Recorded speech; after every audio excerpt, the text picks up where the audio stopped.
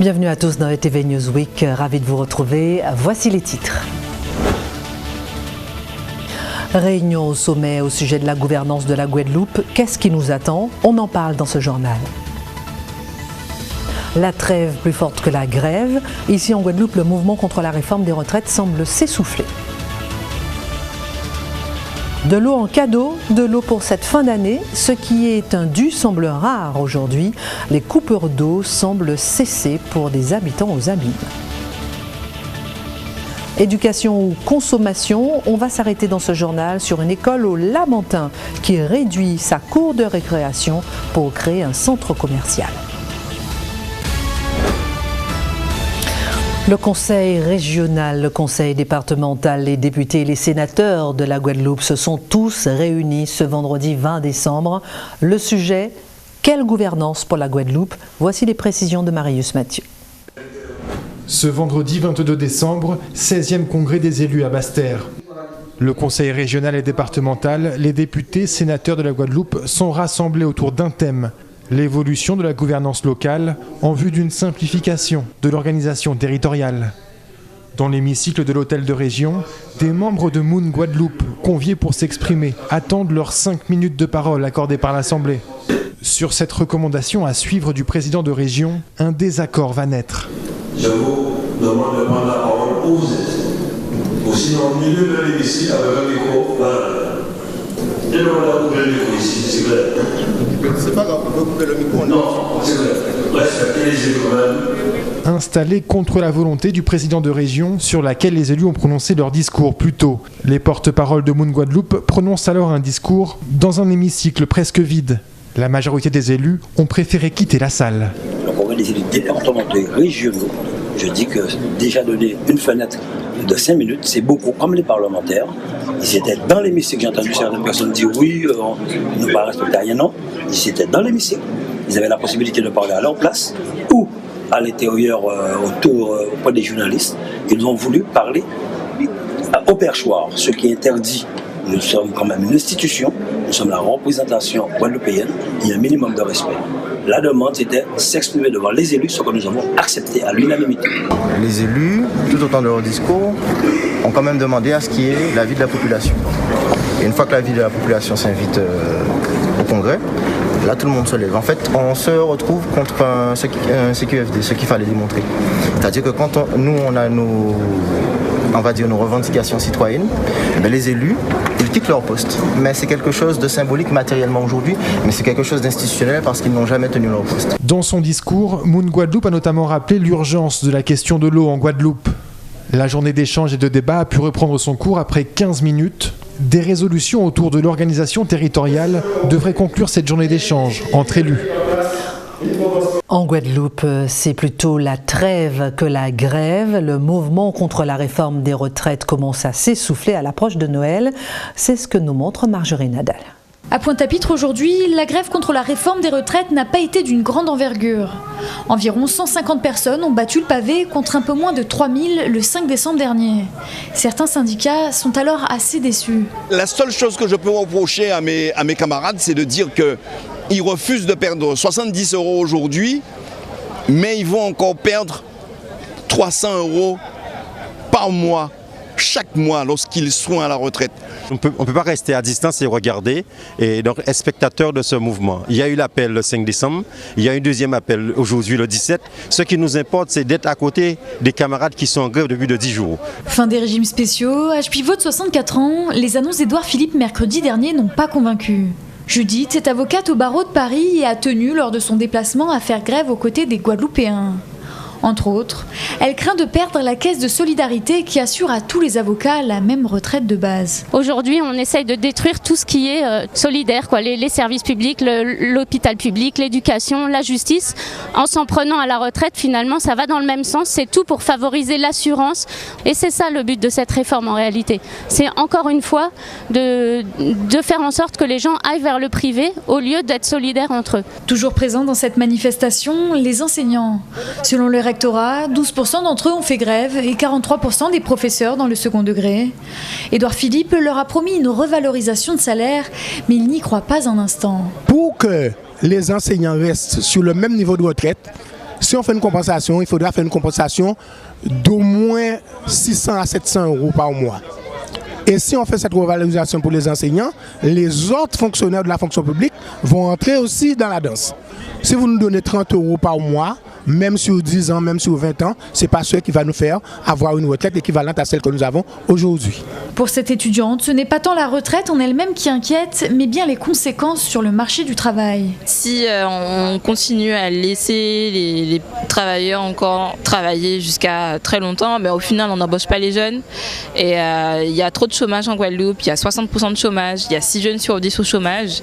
Et il est temps qu'effectivement il y en a qui partent à la retraite et qu'on embauche beaucoup plus de jeunes. La majorité des écoles, collèges et lycées ont été bloquées aujourd'hui.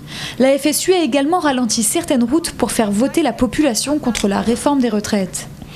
C'est Noël et certains habitants souhaitent, comme chaque année, juste de l'eau en cadeau. On a noté la fin des coupures à quelques endroits aux Abîmes. Marjorie Nadal. Le Bourg, Bois-Ripeau, Perrin, Palais-Royal, c'est la fin des tours d'eau pour près de 20 000 Abîmiens. Cap Excellence prend désormais le relais de l'usine de production Belle au Cadeau pour l'alimentation en eau potable des Abîmes. Ceci a été rendu possible grâce à la mise en service récente de la conduite de transfert d'eau entre l'usine de production de Perrin et les réservoirs de Boivin. Un grand tournant donc pour la vie d'un tiers des Abîmiens. Ce ne sont plus des promesses, des paroles, c'est concret. Ils peuvent demander à leurs parents, leurs voisins qui habitent dans ces quartiers concernés par la fin des tours d'eau. Bon, c'est la confiance par la preuve. Nous avons fait la preuve que nous sommes efficaces en construisant l'usine, en rénovant les 2 réservoirs de Boivin, en construisant 17 km de réseau dans les grands fonds. C'est du concret, ce n'est pas des paroles. Nous gesticulons pas, nous agissons, nous travaillons, nous avons les résultats et on peut nous faire confiance pour continuer. C'est un tournant, oui, parce que ne pas avoir de l'eau régulièrement comme ça, c'est quand même pénible. Moi-même, je subissais les tours d'eau comme tous les copains, puisque j'habite le bourg des Abîmes. Donc c'était pas sélectif, c'était des quartiers entiers, et je subissais les tours d'eau, et comme tout le monde, je me réjouis de pouvoir ne pas surveiller à quelle heure je peux me doucher ou pas, ou tout simplement boire de l'eau du robinet, qui est la plus potable sans doute de la Guadeloupe, c'est celle qui est fournie par l'usine de Perrin. C'est une grande avancée donc qui permet déjà de sécuriser en eau le futur CHU. Pour l'Est des Abîmes, il va falloir attendre encore un peu. Des travaux sont actuellement en cours pour mettre fin définitivement aux tours d'eau courant 2020. Quand l'éducation est remplacée par la consommation, quand le bien-être de nos enfants passe après le plaisir de la consommation de l'instant, voilà comment on pourrait résumer ce qui se passe à une école au Lamentin. La cour de l'école est réduite pour la construction d'un centre commercial. Marjorie Nadal. Depuis la rentrée scolaire, l'école Lucien Gailladine du Lamentin a un tout autre décor. Entre grillage et tuf, la cour de récréation a été grandement raccourcie. La raison, la construction d'un centre commercial sur 2 niveaux. J'ai des enfants, ils nous ont exprimé qu'ils ne comprennent pas ce qui se passe. On était en train de jouer, on avait un beau terrain pour jouer et du coup là l'espace a été réduit. Rémi est justement un ancien élève de cette école. Avec ses professeurs, ils avaient auparavant construit ce qu'ils appelaient un massif central. Un dôme où des arbres et des fleurs étaient plantés pour montrer l'importance des abeilles. Aujourd'hui, il a été rasé. Ça montre aux enfants qu'on détruit la nature pour mettre du bitume. Alors que l'importance des arbres, on essaie de montrer à tout le monde, même au niveau en France, que les arbres ont une importance particulière dans la vie de nos enfants, de nos concitoyens. Là, on les montre que non, on peut démonter, on arrache tout, des arbres centenaires, un massif central où les parents, les anciens parents comme moi, ont participé à la construction pour mettre un centre commercial. De nombreux parents se sont alors réunis il y a plus d'1 mois pour former le collectif Rosière d'Ubud. Tracts, Facebook, pétitions, banderoles, tout est réuni pour s'opposer au projet. Plus qu'un souci écologique, les parents s'inquiètent également de la santé et de l'éducation de leurs enfants. Il n'y a pas moyen de se garer. Les enfants asthmatiques. Les enfants sont asthmatiques. Il faut trouver un milieu. Il faut trouver un milieu pour le bien des enfants et pour qu'ils soient quand même bien dans leur peau. Pour bâtir un bâtiment sur 2 étages avec 175 places de parking autour, on imagine que ça va brasser quand même beaucoup de matériaux, de véhicules. Donc entre les pots d'échappement et la poussière, ça c'est un gros souci. Ensuite, il y aura les vibrations et le bruit. Parce qu'on peut imaginer donc qu'au minimum, ça sera le bruit d'un aspirateur en continu, voilà, à côté de la tête de chaque enfant, quoi. Donc ça met quand même en péril leur scolarité et toute une année scolaire. Les parents se soucient également du sort des commerces de proximité. Sans réponse du maire du Lamentin, ils ont alors contacté l'ARS et l'Éducation nationale. Ils ne comptent pas en rester là. On ne comprend pas pourquoi l'association France Alzheimer Guadeloupe menace de fermer alors que la maladie sévit chez nous en Guadeloupe. Voici les précisions de Marjorie Nadal. En Guadeloupe, au moins 5000 personnes sont atteintes d'Alzheimer. Un chiffre démesuré et une maladie qui touche également la famille. Un aidant sur deux meurt d'épuisement avant le malade. Depuis 13 ans, Christiane aide sa maman de 96 ans.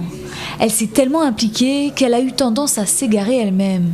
Je commençais à être en dépression et on m'avait prescrit des antidépresseurs et voire même une hospitalisation parce que je n'en pouvais plus.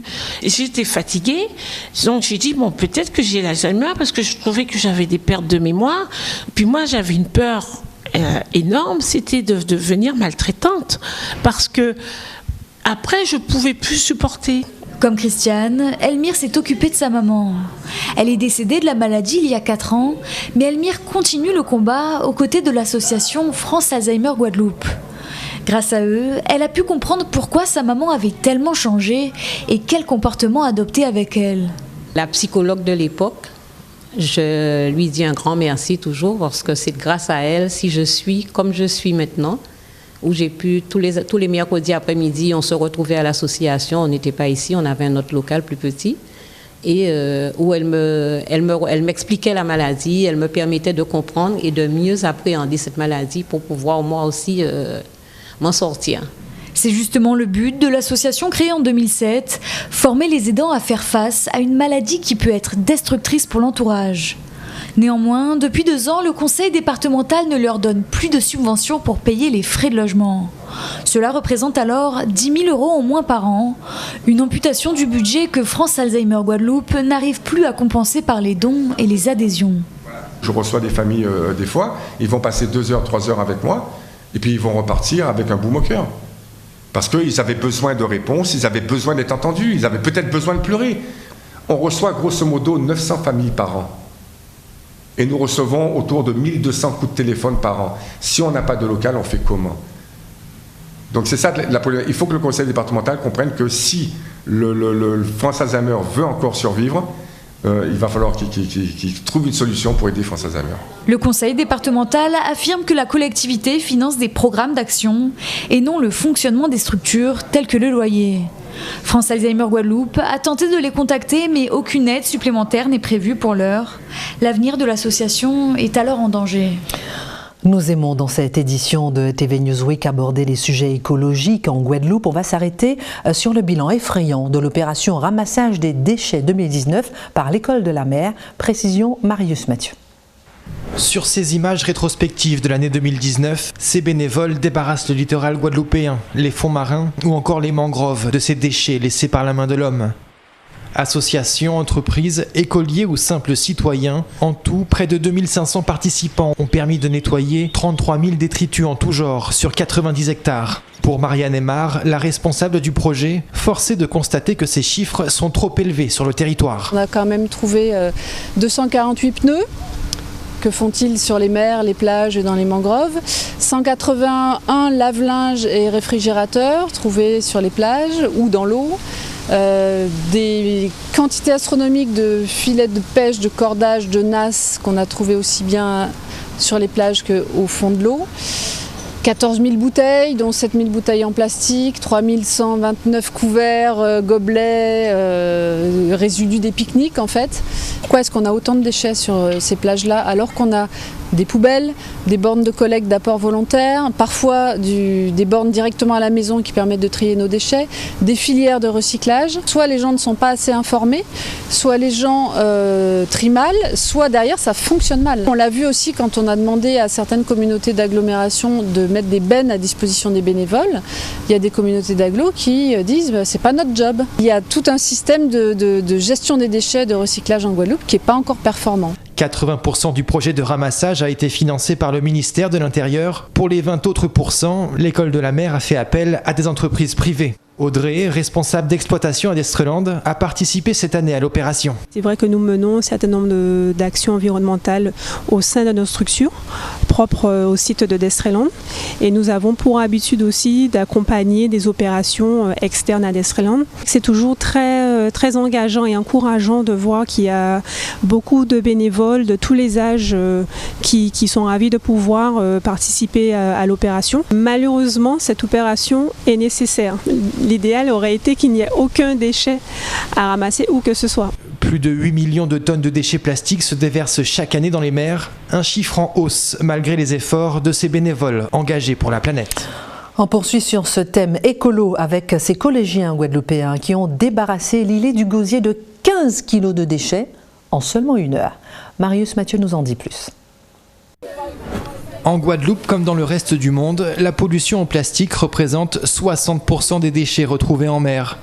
Ces détritus ont un impact sur la faune. Ils causent la mort de plus d'1 million d'oiseaux et plus de 100 000 mammifères marins chaque année.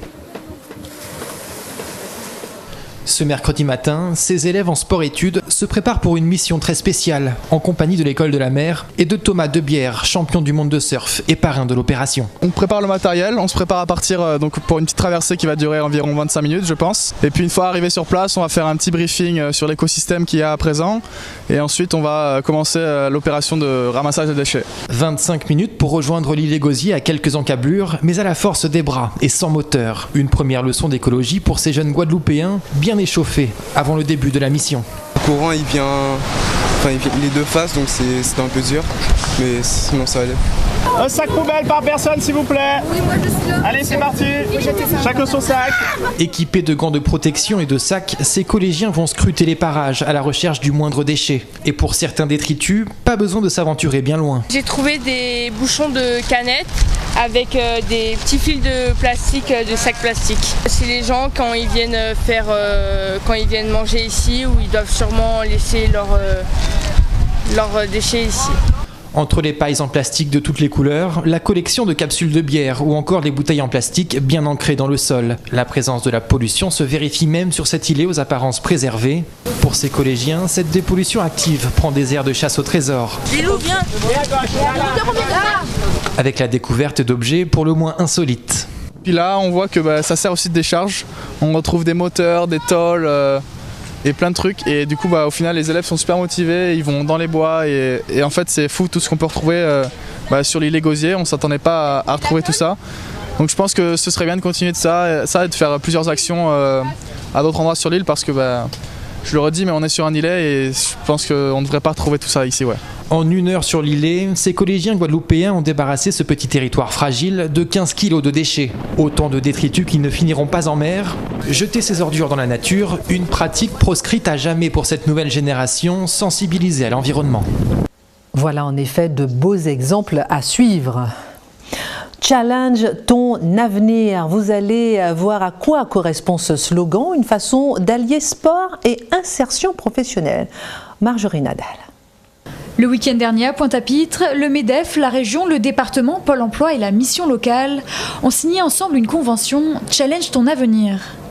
Ils mutualisent ainsi leurs moyens pour favoriser l'insertion professionnelle des jeunes sportifs guadeloupéens. Une solution pour pouvoir les former en leur proposant des offres adaptées et compatibles avec la pratique de leur sport. La Guadeloupe a toujours été une terre de champions. Et il faut que ça continue. Et nous, en tant que président de l'Union des entreprises de la Guadeloupe, nous avons notre part de responsabilité en mettant les jeunes de demain, qui doivent être les champions de demain, je dirais, en position de nous apporter des médailles. L'avenir de la Guadeloupe demain, c'est sa jeunesse. Si nous ne mettons pas aujourd'hui nos jeunes dans un cadre vertueux et que nous les accompagnons dans le domaine, je dirais, de la formation et que surtout, que l'entreprise prend et doit prendre sa part de responsabilité en leur faisant confiance, en les embauchant et en permettant à l'entreprise, je dirais, de bâtir avec eux l'avenir de demain de la Guadeloupe. Pour être éligible, le sportif rencontrant des difficultés d'insertion professionnelle doit être âgé entre 16 et 30 ans et licencié d'un club sportif basé en Guadeloupe. Voilà, c'est la fin de cette édition. Excellente fête de fin d'année, bien sûr, sur ETV.